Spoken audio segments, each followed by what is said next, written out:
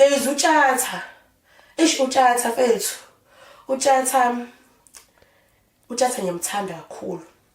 Ngale nje kwekhono lakhe lisimanga lokusakaza. I love indlela uTshatha ayiyona yokuba uyena noma ngabe kuthiwa noma ngathiwa kwenzakalani noma ngathiwa usemkhulu kangakanani kwi-industry, but akasilo umuntu othi ngoba nakho sesiyibasakazi sefanele ngishintshe indlela engiyona just so ngizofitha in kwabanye abantu. Ngakho ngisho ukuthi nami angiziboni ngishintsha ukubozama sengenza izinto engasi noma sengizenza umuntu engayile just because ngifuna ukufitha in kule industry ngoba kuthiwa abasakazi kufanele babe nje, kufanele babe kanje. uTshatha uyena, uTshatha yabathanda abantu njengami nje, bathanda abantu. uTshatha yahlonipha.